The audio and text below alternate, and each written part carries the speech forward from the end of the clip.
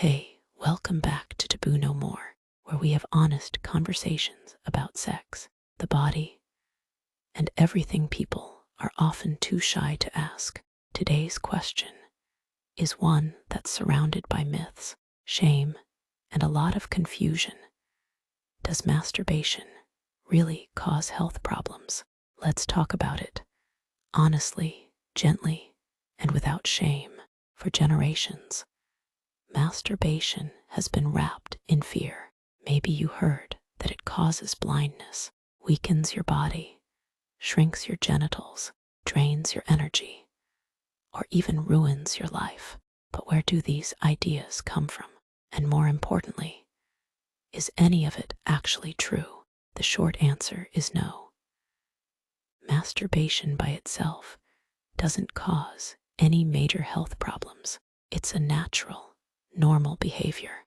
Most people, regardless of gender or age, will masturbate at some point in their life. In fact, for many, it's a safe way to explore their own bodies, relieve stress, and learn what feels good. It's one of the most personal, private things you can do, and it doesn't need to be seen as dirty or dangerous. But let's go deeper. People often feel guilty after they masturbate, not because of anything physical, but because of what they've been taught to believe. Cultural, religious, or family beliefs can create shame around pleasure. You might feel like you've done something wrong or harmful. That feeling alone can create anxiety, which is often mistaken for a bad reaction to the act itself. It's not your body reacting poorly to masturbation. It's your mind responding to guilt or internal conflict. When it comes to physical effects, the truth is this: masturbation, in moderation, is harmless. It doesn't cause infertility. It doesn't damage your organs. It doesn't make you sick. It doesn't cause erectile dysfunction, memory loss, or make you weaker in any way. These are all myths, persistent ones, yes, but myths just the same. In fact, there are some benefits too. For many people, masturbation helps relieve stress, promotes better sleep, and can even reduce menstrual cramps or headaches. It also helps people learn about their bodies, what feels good, what doesn't, and how to communicate those things in a relationship. Knowing your body is powerful. It can lead to healthier sex lives, better boundaries, and more confidence. Now, like anything, if it becomes excessive or starts interfering with your life, then it's worth checking in with yourself.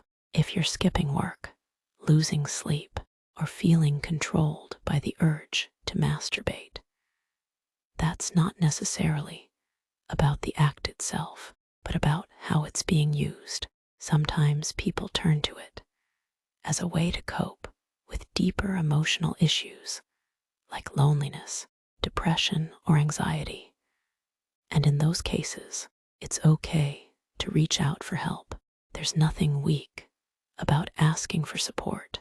Masturbation only becomes a concern when it starts replacing real connections or when it's tied to compulsive behavior.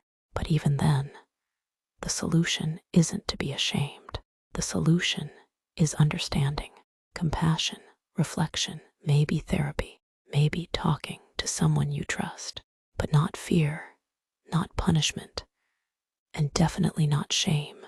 Some people also wonder if masturbating too much will desensitize them. Like, will it make it harder to enjoy sex with a partner? Again, that depends on context. If you're using a very specific kind of stimulation over and over again, say, intense grip, or a certain kind of fantasy, your body might get used to it. But that doesn't mean you're broken. It just means you may need to explore variety. Give your body new sensations, new rhythms, and most importantly, patience. At Taboo No More, We believe in replacing shame with truth, fear with clarity, and silence with honest conversation. Thanks for being here today. If this helped you in any way, leave a like, hit subscribe, and share this with someone who might need a little reassurance. And if you've got a question, drop it in the comments. We might cover it next. You're not alone. You're not weird. You're human. And we think that's worth celebrating.